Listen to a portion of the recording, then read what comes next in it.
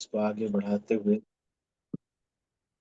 श्रीमद् भगवद गीता के दूसरे अध्याय के 68वें श्लोक पर चर्चा कर रहे हैं। गीता का सार ये अध्याय का नाम है। प्रतिदिन चर्चा करते हुए इसको हम आगे बढ़ाते हैं। तस्माद्यस्य महाबाहो निगृहीतानि सर्वशः इंद्रियाणि इंद्रियर्थेभ्यः तस्य प्रज्ञा प्रतिष्ठिता। अतः हे महाबाहो, जिस पुरुष की इंद्रियां अपने अपने विषयों से सब प्रकार से विरत होकर उसके वश में है, उसी की बुद्धि निसंदेह स्थिर। तो यहाँ भगवान ये बता रहे हैं कि ये जो जीव है इसको ये इंद्रियां दी गई थी भगवान की सेवा में नियोजित करने की। अब सेवा में नियोजित होना था, लेकिन जीव ने क्या किया? जीव ने इन इंद्रियों का इस्तेमाल करना शुरू किया अपने भोग के लिए।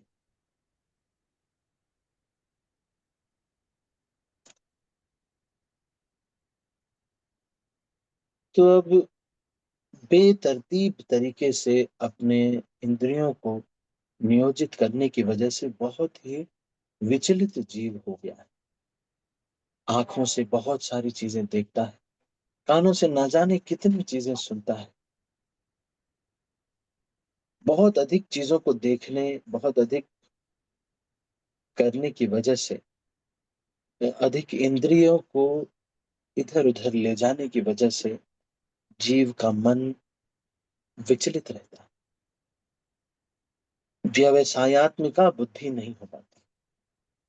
निर्णय लेने में की क्षमता जो है वो कम हो जाती है। हम देखेंगे बड़े बड़े जितने भी लोग हैं, वो सभी जिन्होंने दुनिया में कुछ किया है वो सब किताबें पढ़ते हैं। वो सभी किताबें पढ़ते हैं, आज भी किताबें पढ़ते हैं। तो ये मन बहुत विचलित जिनका रहता है, ये बता रहे हैं, इसीलिए इंद्रियों को इधर उधर भागने नहीं देना चाहिए। मन तो ये कहेगा ही कि चलो थोड़ा सा क्या हो गया, इसमें कोई बात नहीं है, अरे थोड़ा सा अगर कुछ अगर हो गया तो कोई बात नहीं। इस तरह से करते करते बहुत सारी ऐसी अ, जरूरी नहीं है वो जानकारी हमारे मन में डाल दी जाती, और ये गार्बेज हमें, ये जो कचरा है जो अपने मन में आंखों के माध्यम से, कानों के माध्यम से हम डालते रहते हैं, वो हमें आगे चलकर बहुत प्रभावित करता है, माला नहीं करने देता है। नए नए विचार आते रहते हैं, ध्यान पूर्वक जप नहीं करने देता है।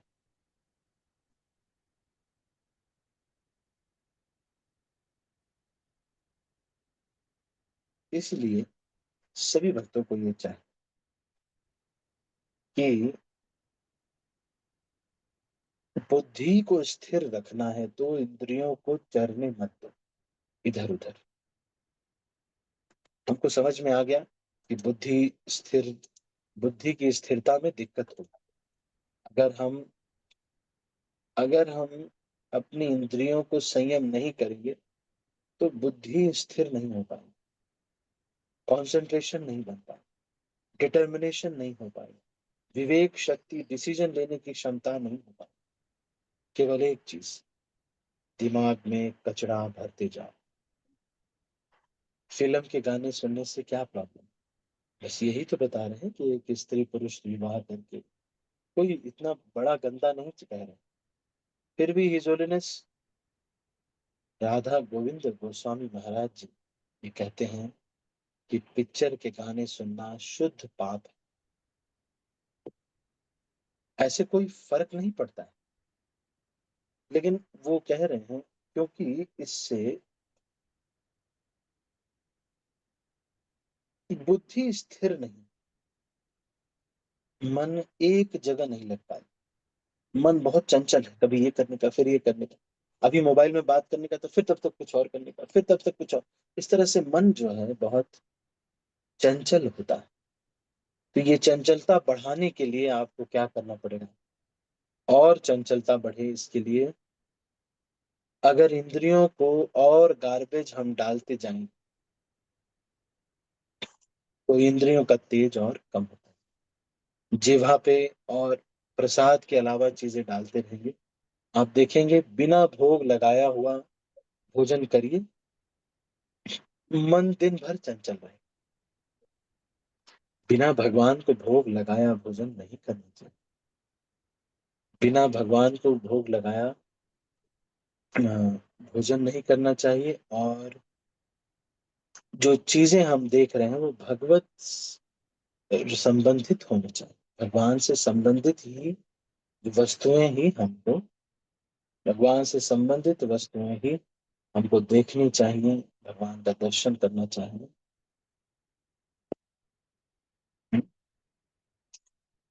तात्पर्य, कृष्ण भावनामृत के द्वारा या सारी इंद्रियों को भगवान की दिव्य प्रेमा भक्ति में लगाकर इंद्रिय तृप्ति की बलवती शक्तियों को दमित किया जा सकता है। जिस प्रकार शत्रुओं का दमन श्रेष्ठ सेना द्वारा किया जाता है, उसी प्रकार इंद्रियों का दमन किसी मानवीय प्रयास के द्वारा नहीं, अपितु उन्हें भगवान की सेवा में लगाए रखकर किया जा सकता है। तो यदि किसी के जीवा का वेग बहुत ज्यादा है, तो उसे प्रसाद वितरण करना चाहिए।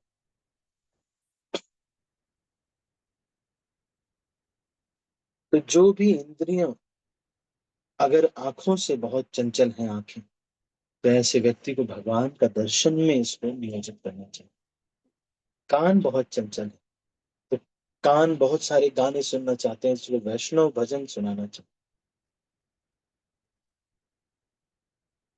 अपितु उन्हें भगवान की सेवा में लगाए रखा किया जा सकता है। जो व्यक्ति यह निर्णय अंगम कर लेता है कि कृष्ण भावनामृत के द्वारा बुद्धि स्थिर होती है और इस कला का अभ्यास प्रामाणिक गुरु के पथ प्रदर्शन में करता है, वह साधक अथवा मोक्ष का अधिकारी कहलाता है।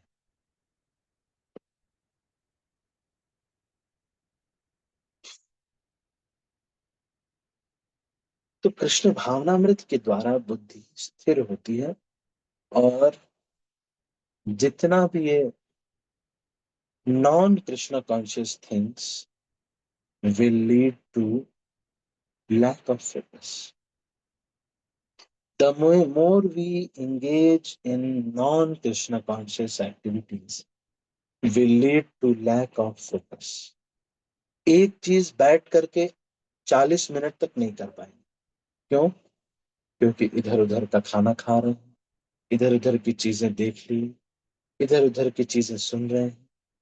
इस वजह से एक काम बैठ करके 40-45 मिनट करने में दिक्कत होगी। जैसे ही 5 मिनट 10 मिनट करेंगे, फिर उसके बाद कहेंगे अरे उनसे बात करना था, चलो वो, फिर वो भी नहीं करेंगे, फिर कहेंगे चलो मैं थोड़ा ये कर लेता, फिर उसके बाद थोड़ी देर बाद ये, फिर कहते इस तरह से बहुत सारा समय वेस्ट कर देंगे, कोई वास्तविक कार्य नहीं करें। तो यहाँ पर ये कह रहे हैं कि एक साधक जो मोक्ष का अधिकारी है, उसको इस कला का अभ्यास करना चाहिए कि बुद्धि को स्थिर रखना है, मुझे बचाना है इस बुद्धि की स्थिरता, इसके फोकस को, एकाग्रता। कैसे बचाएंगे? फालतू जो आवश्यक चीजें नहीं है उसको सुनने से रुकना है। गाना तो बहुत सिंपल है, सिंपल ही कोई साधारण सा गाना होगा, है ना? लेकिन इनको जानने से, स्मरण करने से, मन में जाने से हमारी जो बुद्धि है वो एक काम एक बार में करने के लिए वो फिक्स नहीं हो पाती। मन चंचलता अगर आपको बढ़ानी है, तो इन इंद्रियों को कचरे से भर दीजिए। अगर आपको मन की चंचलता बढ़ानी है, आप कभी भी एक जगह ध्यान से बैठ के पढ़ नहीं पा रहे, तो इसका मतलब क्या है? इसका मतलब ये है कि मन में, इंद्रियों में, सब जगह बहुत सारा कचरा डाल दिया है। तो रेगुलर जब कचरा उसमें भरते रहते हैं, भरते रहते हैं, भरते रहते हैं, मान लो कोई कुकिंग की वीडियोस ही देखता है, बहुत कुकिंग वीडियोस देखता है, आइए हम आपको बताते हैं कैसे भिंडी की सब्जी बनाएं। ऐसे बनाएंगे भिंडी की सब्जी तो चाटते रह जाएंगे लोग उंगलियां। फिर इस तरह से, या फिर बहुत सारे इन्फॉर्म, कोई आया चुगली कर रहा है, बता रहा है कि देखो वहां पे ऐसे है, अरे ये तो ऐसे ही है ना, बता रहे, अरे ऑस्ट्रेलिया में ना प्रभु जी ऐसा होता है, या वहां पर ऐसा होता है मतलब ये जरूरी भी बात हो सकती है किसी की, ऐसा मैं नहीं कर रहा, लेकिन कोई आपने किसी वजह से किसी सेवा के लिए किसी ऑस्ट्रेलिया के प्रभु जी को कॉल किया, और फिर उन्होंने फालतू की बातें बताई, प्रभु जी यहाँ पे पुलिस वाले ऐसे कर रहे हैं, ये टॉर्चर चल रहा है, और भी भाई तो हम तो कुछ कर नहीं पाएंगे, यहाँ से क्या कर सकते हैं, आपके लिए प्रार्थना कर सकते हैं। तो चलो वो ठीक है, और भी बहुत सारे सिस्टम्स और बहुत सारी चीजें, तो ये selective dose, regulated dose to the senses is required. भोजन भी रेगुलेटेड भोजन, अब ये नहीं कि अब खाते जा रहे, खाते जा रहे, पेट फाड़ के निकालना पड़ रहा है, चल ही नहीं पा रहे, इतना खा रहे हैं कि चल ही नहीं पा रहे, प्रसाद है तो मतलब इतना खा लिया कि पेट फाड़ के हलवा निकालना पड़ा। तो ये चीज जो है बहुत महत्वपूर्ण है, इन इंद्रियों को कचड़ा नहीं दीजिए, नहीं तो माला ध्यान पूर्वक नहीं कर सकते, निर्णय ध्यान पूर्वक नहीं ले सकते, और कोई भी चीज में फोकस होकर के काम करने में आपको समस्या है। कोई कह देगा कि 10 मिनट ध्यान से सुनो, नहीं सुन पाएंगे, क्यों? क्योंकि बहुत ही डिस्ट्रैक्टेड जीवन जी रहे हैं। तो स्थिरता लाने के लिए, अपने इंद्रियों में स्थिरता लाने के लिए क्या करना चाहिए? इसे फ्री विचरण नहीं करना देना चाहिए। फ्री विचरण कहाँ पर कर सकते हैं? जहां भक्त हो, भगवान हो, मंदिर आए संडे पे, तब हो, तब खूब फ्री विचरण पे हो, लेकिन अदरवाइज फ्री विचरण नहीं करने देना। जब हम फ्री में विचरण करने देते हैं इंद्रियों को कुछ भी देखने को, ये देख रहे हैं, वो बिलबोर्ड देख रहे हैं, ये बिलबोर्ड देख रहे हैं, बार बार सारे एडवर्टाइजमेंट देख रहे हैं, बार बार सुन रहे हैं, तो वो सारा मन में एक इम्प्रेशन क्रिएट करता है, और हमारे बहुत सारा गार्बेज, यूजलेस गार्बेज। तो और ये जो मन है, ये garbage in garbage out, ego principle पे कार्य करता है। आप इसमें गार्बेज डालते जाएंगे तो फोकस करने में बहुत दिक्कत होगी, उस पॉइंट को फोकस करने में बहुत दिक्कत होगी, कंसंट्रेशन कम रहेगा, चीजें बार बार भूलने का आदत आ जाएगा। क्यों? Living too much distracted lifestyle, too much distracted lifestyle, ये हमको, ठीक है। तो आज हमने दो चीजें चर्चा की, एक तो श्री वृंदावन दास ठाकुर के बारे में थोड़ा चर्चा किया, और साथ में आज चर्चा किया कि वही व्यक्ति प्रज्ञा प्रतिष्ठित व्यक्ति, वही व्यक्ति सच में समझदार व्यक्ति है, जो कि इंद्रिय विषयों से विरत होकर के वो उसके वश में है, और अपने जो विषय हैं उसमें वो केवल लगाते हैं जितना रेगुलेटेड है, तो रेगुलेटेड, और क्या नहीं मतलब करना है वो तो फिर तुरंत ही सेलेक्ट करना है। तो इसको यहीं पर हम समाप्त करते हैं। आज हमने इस पर चर्चा किया, इस प्रकार से वृंदावन दास ठाकुर नारायण देवी के पुत्र और चैतन्य महाप्रभु का उच्चिष्ट खा करके, पहले चैतन्य मंगल और बाद में लोचन दास ठाकुर के ग्रंथ को देख करके चैतन्य भागवत नाम से एक ग्रंथ बहुत प्रसिद्ध है। और इसके साथ साथ हमने आज ये भी चर्चा किया कि किस तरह से यदि इंद्रियों में कचरा डालते रहेंगे तो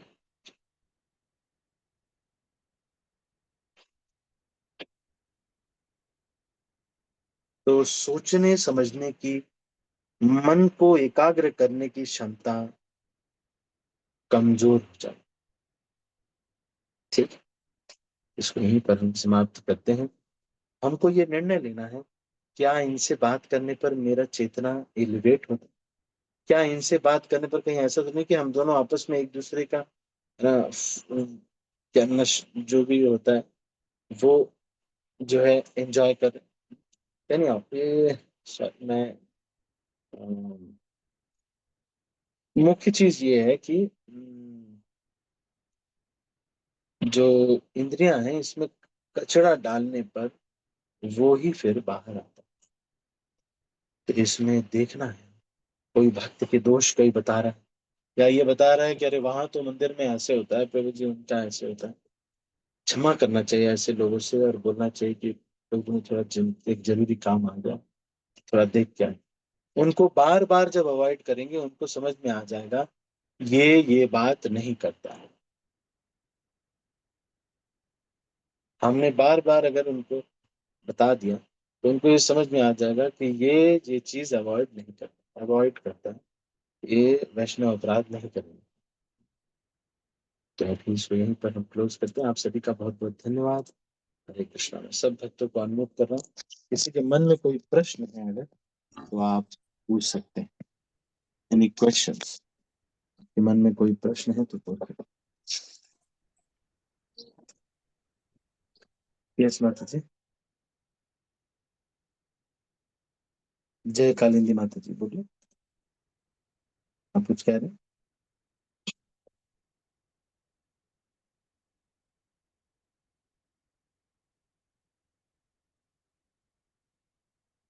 संदिनी राधा माता जी, यस माता।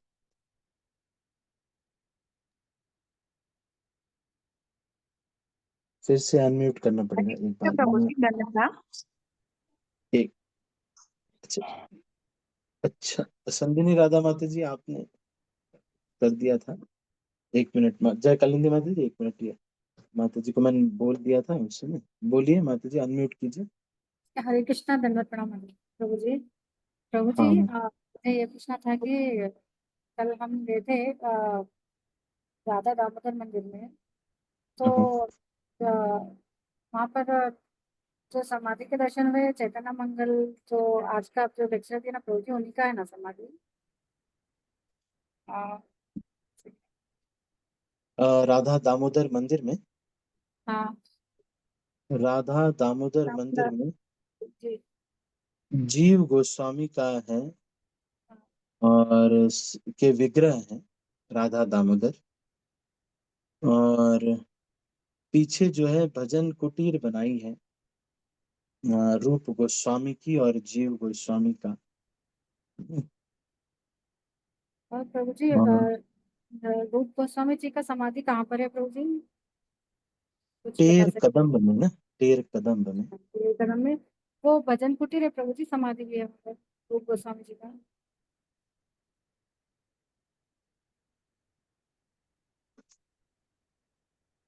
हाँ भजन कुटीर है वो शायद, है ना। चलो मैं तो, अभी आप लोग सब लोग साथ में हैं? हाँ प्रभु जी है, लोग रामचंद्र प्रभु लोग का थोड़ा आगे है रूम, साथ में ही है। अच्छा अच्छा, आप अभी गोवर्धन परिक्रमा कर रहे हैं? नहीं प्रभु जी, हम अभी कुछ नहीं किया, अभी अभी मॉर्निंग प्रोग्राम अटेंड करके अभी जाएंगे। महाराज जी का लेक्चर है, वैष्णव महाराज का। कहाँ पर? गौशाला, गौशाला में है प्रभु जी, बलराम हॉल में।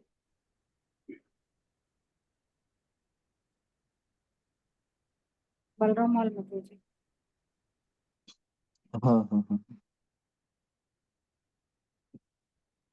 अभी अभी फिर वापस वहाँ पे जाएंगे प्रभु जी, अभी जस्ट से दीक्षा को लेने को आए रूम पर, अभी निकलेंगे। अच्छा अच्छा, तो जो यहाँ पर वो है एक रूप गोस्वामी का जो समाधि है वो वहीं पर ही बता रहे हैं। अच्छा। और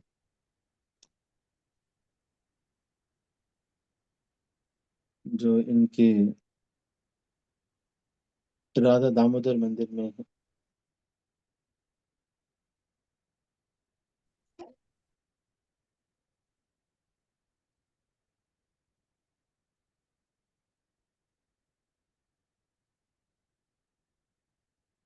जीव गोस्वामी की समाधि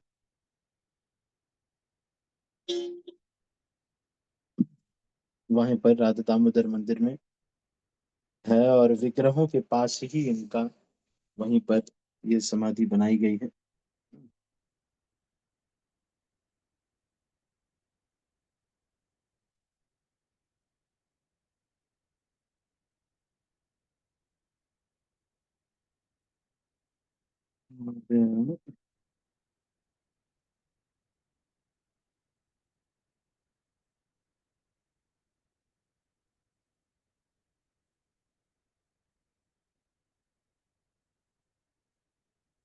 तो 1564 में इनकी जो समाधि है वो वहीं पर रूप गोस्वामी की भी जो समाधि जीव गोस्वामी ने वहीं पर जो है की है। और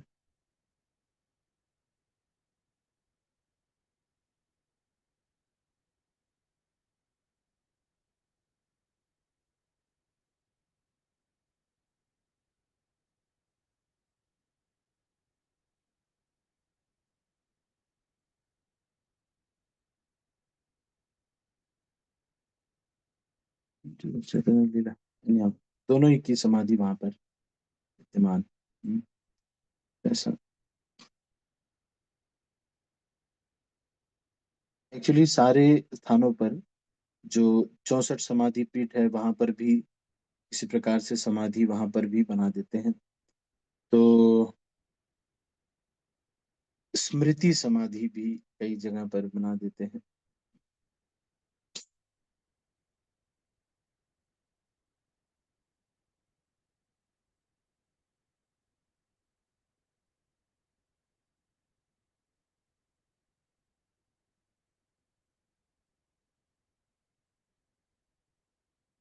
ठीक है, तो ये ठीक है। संजनी राधा माता जी आपको क्लियर हो गया ना? हाँ हाँ, यस प्लीज।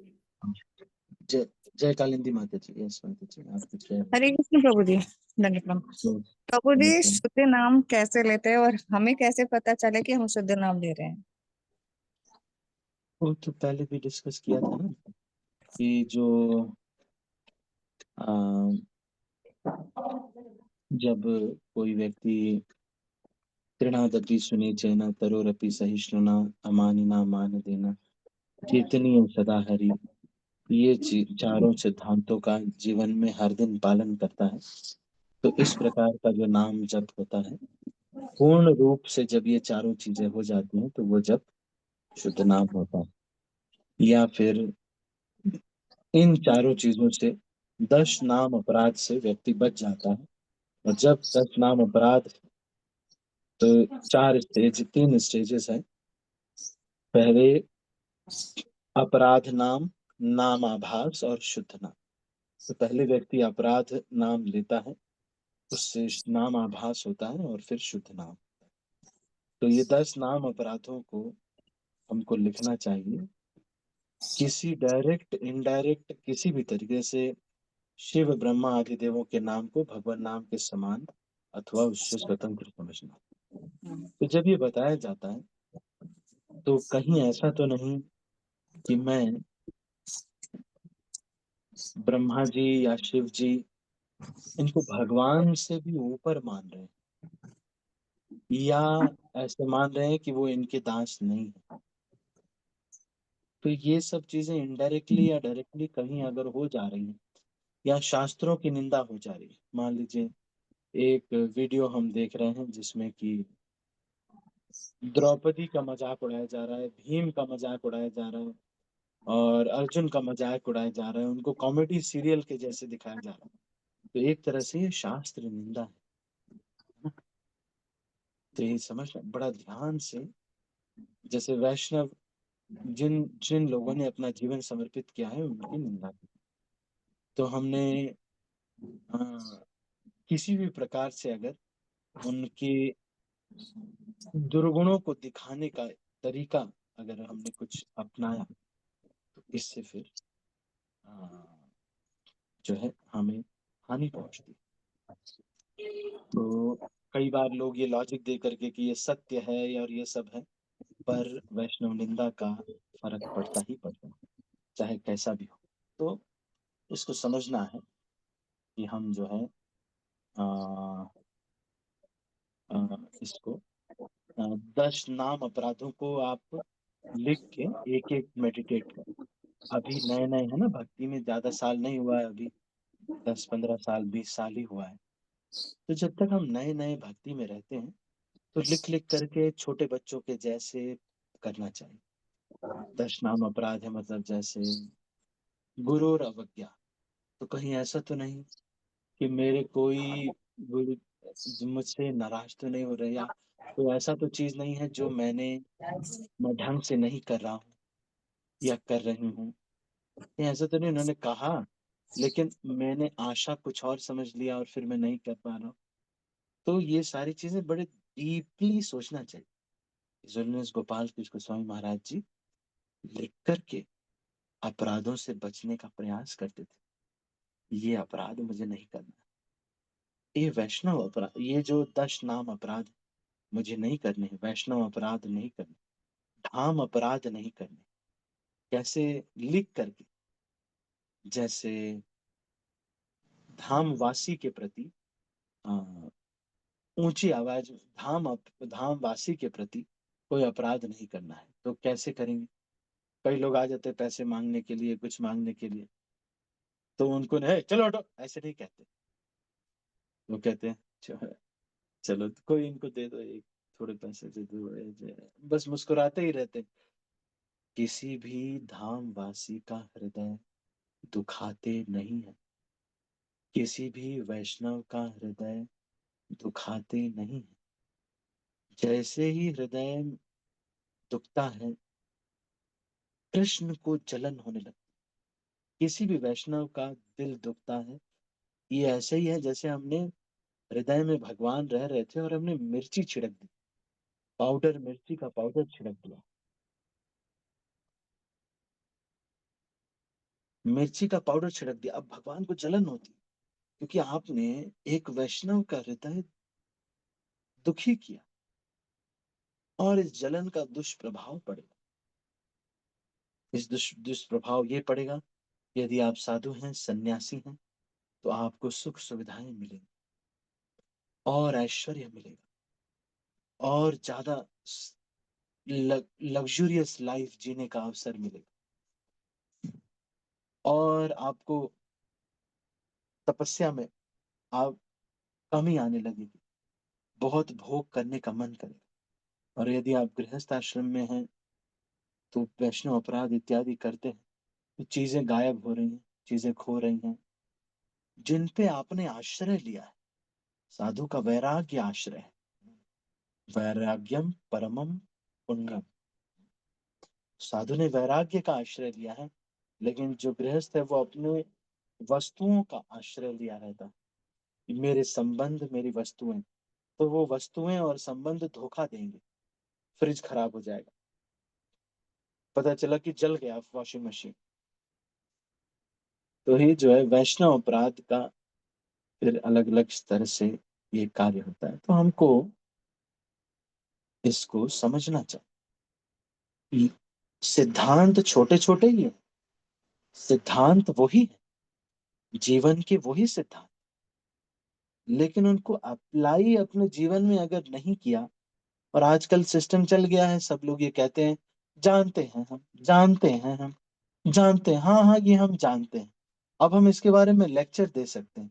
तो जानने और लेक्चर देने और जानने और लेक्चर देने, जानना फिर लेक्चर देना, फिर जानना फिर लेक्चर देना, फिर जानना और लेक्चर देना, सुनना लेक्चर देना, इसी क्रम में फंस गए हैं। इसमें से जीवन में उतरा नहीं है। तो अब भगवत गीता वैसे ही पड़ी हुई है, किसी ने अपने जीवन में उतारा नहीं। जब कोई उद्विग्न होने की अवस्था आती है तो मन चंचल हो जाता है और वैसे ही व्यवहार करते हैं जैसे कि भौतिकतावादी व्यक्ति करता है। लग ही नहीं रहा है कि 17 साल से ये भजन कर रहे हैं। इसका मतलब क्या है? सुने बहुत, बोले बहुत। अब जो इतनी बार सुना है, क्या हो गया, इकट्ठा हो गया है। अब हम सोच रहे हैं कि अब हम बोलने के लिए, तो बोलेंगे। फिर सुनेंगे, फिर बोलेंगे, सुनेंगे, बोलेंगे, और जब खुद को अप्लाई करने की बात आई तो अप्लाई कोई नहीं कर पा रहा। कैसे होगा ये एप्लीकेशन? कृतज्ञता से होगा। सबसे पहला चीज कृतज्ञता से होगा, और महाराज जी के जैसे लिख करके इन सिद्धांतों को अप्लाई करना चाहिए। क्या मैं नामनो बलात् यस्य ही पाप बुद्धि, कहीं ऐसा तो नहीं कि मैं हरि नाम ले रहा हूं और उसके एवज में पाप को मैं सोच रहा हूं कि खत्म हो जाए। इतनी महिमा सुनने के बावजूद भी आज भी मैं ध्यान पूर्वक जप नहीं कर रहा हूं। ये अपराध नहीं है तो और क्या है? बोलने में तेज हो गए, यूट्यूब में लाइक हो गया, सारे लोग बोलने लगे, लोग कहने लगे तुम सीनियर डिवोटी हो गए हो। ये सारे लोग एक दिन यहीं रह जाएंगे। भगवत धाम जाने के रास्ते में प्रभुपाद जी खड़े होंगे और हृदय को ऐसे लेंस लगा करके देखेंगे, इतना कचड़ा भरा है अभी तक। क्या अभी भी वैष्णवों के प्रति अपराध करने में रुचि है? वो ये नहीं देखेंगे कि मेरे तो शॉर्ट वीडियोस में 6.4 मिलियन लाइक्स हैं प्रभु जी, 6.4 मिलियन। तो क्या करें? आजकल के लोग इसी में ही, लोग भी आजकल पता चल जाता है, वो लोग जो डिवोटीज भी होते हैं वो कहते हैं, माता जी आप अपना वीडियो क्यों नहीं बनाती हैं?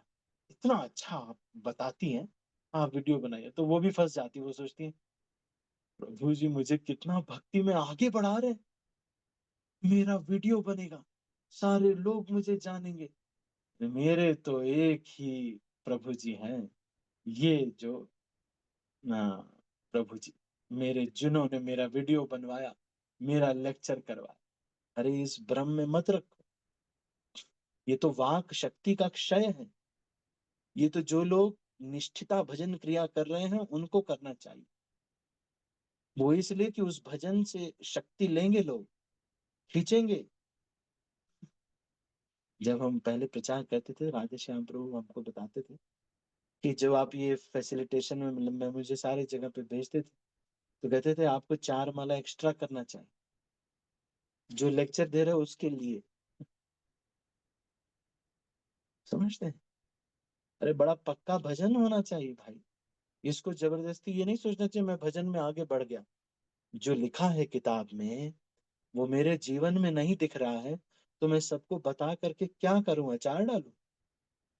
आंवले का, आम का, इन सब का अचार के साथ एक अपने भी सिद्धांतों के कचड़े का अचार डाल लिया बस, और ये अचार हम बस खाएंगे। ये अचार नहीं डालने के लिए लिखना चाहिए, लिखना चाहिए मैं वृंदावन धाम में कोई अपराध नहीं करूंगी या करूंगा, सबसे विनम्र रहूंगा, हर चीज के लिए कृतज्ञ रहूंगा, कोई अपराध नहीं करूंगा, मेरे जीवन का उसूल है। ऐसा होना चाहिए जीवन में। अगर दिखेगा, मेरे गुरु महाराज ने के ऊपर एक किताब लिखी है, वंदे गुरु श्री चरणारविंदम, एक बुक है। उसके सबसे पहला पेज है, उसमें लिखा हुआ है the Guru becomes happy when he sees the devotional quality, devotional qualities manifesting in the heart of a disciple. हम ये सोचते हैं कि लोकनाथ स्वामी महाराज इससे प्रसन्न होंगे कि मेरे साथ कितनी भीड़ आई है महाराज से मिलने के लिए, मेरे साथ कितनी भीड़ आई है महाराज से मिलने के लिए। ये महत्वपूर्ण नहीं है। ये महत्वपूर्ण है कि जो महाराज ने प्रभुपाद से सुन करके जो जीवन में उतारने के लिए बोला था, वो फूल मेरे गजरे में दिख रहा है। वो गहना जो महाराज ने बोला था कि हे सनातन गौरचंद्र दास, तुम अपने को इस विनम्रता के गहने से अलंकृत करो, जाओ अपने को सहनशीलता से सजाओ, जाओ। क्या वो सहनशीलता का गहना मेरे चेहरे पे दिख रहा है? ये सौंदर्य, यही ये देखकर लोकनाथ स्वामी महाराज हिज होलीनेस गोपाल कृष्ण स्वामी महाराज, जय पताका स्वामी महाराज, राधानाथ स्वामी महाराज, भक्ति आश्रय वैष्णव महाराज वास्तविक प्रसन्न होंगे। प्रबोधानंद सरस्वती स्वामी महाराज, ये सारे आचार्य लोग, गौर किशोर दास बाबा जी, सब लोग ये देखेंगे। और इसमें कोई फाइट भी नहीं। एक गृहिणी जो खाना बना रही है, उससे लेकर के कंपनी के सीईओ तक, सब इस कहने से अपने को विभूषित करके एक दिन प्रभुपाद के पास एग्जाम देने के लिए पहुंच जाएंगे। और प्रभुपाद चेक करेंगे, अच्छा ये अंगूठी पहना है कि, अच्छा बाली पहना है कि नहीं, वो सहनशीलता वाली बाली, अच्छा वो होठों पे देखे, चलो चेक करें वो वाचो वेगम पे नियंत्रण वाला जो लिपस्टिक है वो लगाया है कि नहीं। ये मेकअप चेक करेंगे ना वहां प्रभुपाद जी। लोगों को गलत फहमी इतनी ज्यादा हो गई है, और उसी व्यक्ति को अपना समझने लगे हैं, जो व्यक्ति यही रास्ते में हमको आगे बढ़ाता है, कचड़े वाले रास्ते में, और बोलता है कि आप महान हैं प्रभु जी, बड़े महान है। क्या, अरे ये दुनिया में जेल में तुम महान भी सिद्ध हो गए तो बहुत घाटे की बात है। अरे घाटे की बात है, और फंसोगे। अब उस देहात्म बुद्धि, लोगों ने कह दिया कि तुम महान हो, अब उस महानता के तले दब गए, और इस क्रम में किसी वैष्णव से छोटे नहीं हो पा रहे।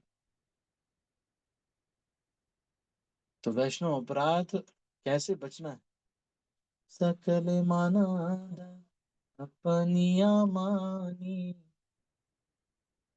तबे आस्वादी वो नाम रस सा। मेरा अपमान किया, बार बार अपमान किया, तब भी इनको सम्मान देने के लिए रेडी है। हाँ, लेकिन ये बहुत ऊंचा है जो आप अभी बात कर रहे हैं, ये बहुत ऊंचा है। तो मैंने ये बताया कि जो सिद्धांत आपको अभी प्रयास करना है अप्लाई करने का, लेकिन जो सिद्धांत, ये ऊंचा सिद्धांत मैंने जो बताया है, एक एक चीज को लिख करके अप्लाई करना अपने जीवन में। लिख करके, जैसे आईआईटी की तैयारी करने वाले लड़के फॉर्मूला लिख देते हैं, रोज उसको देखते हैं, वैसे ही हमारा भी फॉर्मूला है। ये फॉर्मूला है, मैं वैष्णवों के साथ धोखा नहीं करूंगा। जो हो गया ये लिख दिया। जब भी सेवाएं बांटी जाएंगी, मैं उत्साह से करूंगा। दिखना चाहिए कि जितनी सेवा दी गई थी उससे ज्यादा करके दिया है। इससे ना पता चलेगा कि प्रेम है। लेक्चर आपने भी दे दिया, अब आपने भी कह दिया कि करो सब लोग, फिर जब आया सेवा की बात आई, कोई नहीं आया। जब एक्चुअली सेवा करने का अवसर आया, कहा गया कि भाई देखिए, लीजिए पत्ता गोभी काटिए, तो उन्होंने कहा नहीं नहीं मैं नहीं काटूंगा। इसका लेक्चर मैं देना चाहता हूं कि तुम लोग काटो। नहीं चलेगा ऐसे तो, ऐसे भगवत धाम में नहीं जाएंगे। और गुरु को कह रहे प्रसन्न हो गए, गुरु है भाई वो, 40 साल हो गया उनको भजन करते हो, बलराम जी स्वयं है, लेक्चर बाजी से ज्यादा प्रसन्न हो जाएंगे क्या? नायम आत्म प्रवचने न लभ्यो, न मेधया न टीकया। श्लोक है सारा, डाउट ज्यादा नहीं है। हम सोचते हैं कि श्लोक पे जाने, श्लोक है प्रॉपर, लिख के बताया गया है, इससे नहीं मिलेंगे कृष्ण, इसलिए लिखना। तो सॉरी, मैं आपको, काफी समय हो गया, तो इसको यहीं पर हम समाप्त करते हैं। क्षमा कीजिए। हरे तो कृष्ण प्रभु जी। हाँ जयकालिनी माता, आप समझ पाए ना कि एक हाँ तो प्रभु जी। अपराधों से बचना चाहिए, हाँ अपराधों से बचना चाहिए, और दूसरा जो वो त्रिनादपि वाला श्लोक है उसको जीवन में अप्लाई करेंगे तो इससे बचेंगे। प्रभु जी, ठीक है। एक्चुअली परसों मैं भागवतम पढ़ रही थी, तो उसमें है ना एक लाइन लिखी हुई थी, अस्पृश्य व्यक्ति भी भगवान के नाम का एक बार उच्चारण कर लेने मात्र से भौतिक बंधनों से तुरंत छूट जाता है। तो मतलब इसको मैं करेक्ट एक्चुअली समझना चाहती थी। हाँ, तो यही जो मैंने बताया ना माता जी, हाँ जो भागवतम में लिखे गए स्टेटमेंट्स हैं प्रभुपाद के, हाँ। अंडरलाइन कीजिए, हाँ जीवन में किया। जीवन में उतारिए। अब अगले एक हफ्ते तक उसको जीवन में, फिर अगला, फिर अपने जीवन में उतारना, फिर अगला अपने जीवन में, ऐसे करके हम शुद्ध भक्त बने। और ये क्योंकि शुद्ध हम तो भक्त बनने समझते के हैं लिए, हम लोग एक बार जो नाम ले रहे हैं वही नाम है, लेकिन मुझे एक प्रभु जी ने जो हमारे बताया कि नहीं, एक सिर्फ नाम नहीं है, शुद्ध नाम लेना है आपको। तो मैं उससे हाँ, थोड़ा क्योंकि नाम तो हम और सकते रहे ना प्रभु जी। सही सही, शुद्ध नाम लेने के लिए डीएसएलआर कैमरा की जरूरत नहीं है। सही बात। तो इसलिए शुद्ध, अगर शुद्ध नाम, तब तो फिर शुद्ध नाम कोई लोग नहीं भी ले पाएंगे, लेकिन कोई हाँ भी, प्रभु। सब भगवत धाम जा सकते हैं। जैसे हमारी बिटिया है ना आरती, तो वहीं पर वो नौकरी कर रही है, और जो मम्मी पापा कह रहे हैं वो कर रही है, वहीं पर ही, उधर ही से, वहीं से, कुछ जानते नहीं, लोग नहीं जानते, वहीं से वो अपना विवाह हो जाएगा, बच्चे हो जाएंगे, भजन करते हुए वहीं से भगवत धाम चली जाएगी। समझते हैं? क्योंकि हम लोग अब कुछ उस स्तर पे नहीं है ना प्रभु जी, उतनी शुद्धता हमारे में है नहीं भौतिक संसार में रहते हुए कि उतना शुद्ध जब नाम तक ये जब तक ये सोचते रहेंगे कि हम्म। मेरे अंदर वो शुद्धता नहीं है, मुझे कृपा की आवश्यकता है, मुझे हाँ। किताबों को पढ़ने की आवश्यकता है, मुझे हम्म। सच में मुझे भजन की आवश्यकता है, जिसके हम्म। मन में ये चल रहा है हम्म। वो ही ढंग से भजन कर रहा है। बाकी जिन लोगों को ये पता चल गया है कि अब हम बहुत परिपक्व हो गए हैं, इससे तो ये पता चलता है कि ये लोगों का खोपड़ी खराब हो गया है। ये खोपड़ी खराब हो गई। हिज होलिनेस भक्ति आश्रय वैष्णव महाराज जी कहते हैं कि जिस दिन ये लगने लगे कि गुरु जी ये कह दे कि अब तो तुम खुद ही मैनेज कर लोगे, तुम्हें कुछ लेक्चर वेक्चर की जरूरत नहीं है, तुम्हें अब किसी भी चीज की जरूरत नहीं है, हो गया तुम्हारा, इस वो सबसे गंदा दिन है एक शिष्य के लिए। सबसे गंदा दिन है एक शिष्य के लिए, जिस दिन ये हो जाए उसको कि अब किसी गाइडेंस की जरूरत नहीं। ये तो चुल्लू भर पानी में डूब कर के मरने के, खैर चुल्लू भर पानी में नहीं डूब के मरना है, लेकिन ये शिष्य के लिए सबसे, कि कोई गाइडेंस, भाई क्या बात कर रहे हैं। रूप गोस्वामी कह रहे हैं कि सिद्ध रूपेण, साधक रूपेण, सिद्ध रूपेण सभी को गाइडेंस में रहना चाहिए। जीव गोस्वामी जैसा स्कॉलर जो कि सारे शास्त्रों को अध्ययन करके षट संदर्भ जैसा ग्रंथ लिख देता है, वो पत्ते तोड़ के लाता है रूप गोस्वामी के किताबों को लिखने के लिए, और रस तोड़ के लाता है जिससे वो इंक बनाई जा सके लिखने के लिए। सोचिए आप। और अभी वो गाइडेंस में है, जीव गोस्वामी गाइडेंस में है रूप गोस्वामी के, और हम ये सोच रहे हैं कि अब हमको गाइडेंस की जरूरत नहीं। ठीक है, तो अभी इसको यहीं पर, ऐसे एक्चुअली बहुत सारे प्रभु जी, पॉइंट करना। हाँ, हाँ। हाँ प्रभु जी, एक्चुअली क्या होता है, जैसे आप जानते हैं कि मैं हिसोनेस गोपाल कृष्ण महाराज जी से दीक्षा लेना चाहती थी, मगर वो तो गोलोक धाम चले गए, तो मैंने हिसोनेस लोकनाथ महाराज जी से लिया। तो काफी मतलब काफी लोग है ना, मतलब अभी ये कहते हैं हमारे गुरु महाराज हारे, हमारे गुरु महाराज, तो मुझे काफी बुरा लगता है प्रभु जी उस टाइम पे।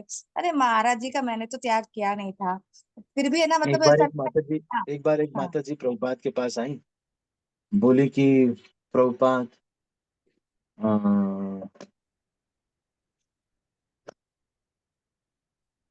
इफ आर विमेन इंफीरियर, क्या स्त्रियां पुरुषों से नीचे होती? तो प्रभुपाद ने कहा कि if you consider your self women, then only. अरे हम जीव हैं, हम जैसा कंसिडर करते हैं, वो जो भी करें उससे क्या है। हमारे लिए कॉन्शियसनेस, हर एक चीज परीक्षा के लिए है। वो लोग ये सब बिहेव करके नहीं तो परीक्षा ही नहीं होगा जय कलिंदी माता जी का। कौन टेस्ट लेगा आपका? हम्म। सनातन गौतम प्रभु तो श्रीमद भागवतम का टेस्ट लेते हैं। तो वहां पे ये जो भक्त लोग हैं जो आपके साथ दुर्व्यवहार कर रहे हैं, यही आपका एग्जाम ले रहे हैं। वो भी बाद में शुद्ध भक्त हो जाएंगे, लेकिन उनका एग्जाम आप लोगे। हम्म। तो ये वो आपको एग्जाम का ले रहे हैं, परीक्षा यही हो रही, आपका अभ्यास हो रहा है कि देखो, हम्म। कोई व्यक्ति हो सकता है कि इस गुरु ग्रुपिज्म में बहुत अभिनिवेशित हो, लेकिन मैं उससे प्रभावित नहीं। अपने को बचाना है, अपने को बचाना है। और अपने को कैसे बचाना है? इन सिद्धांतों को हृदय में दिखना चाहिए, ये साफ साफ दिखना चाहिए। जैसे इस गोपाल कृष्ण गोस्वामी महाराज को दिखता है लाइव दिखता है, हर दिन रुचि है, शास्त्रों का अध्ययन करने का, विग्रह सेवा करने का हर दिन रुचि है, दिखता है। उसी तरह से ये अमानिना मान देना दिखेगा, लाइव दिखेगा। ठीक है ना? अभी इसको यहीं पर, ठीक है ना? जय कालिंदी माता जी, आप प्रयास कीजिएगा। हाँ? थैंक यू प्रभु जी, सॉरी मैंने आपको बहुत टाइम दिया। नहीं ठीक है, अभी इसको यहीं पर क्लोज करते हैं। आप सभी भक्तों का बहुत बहुत धन्यवाद। मैं सब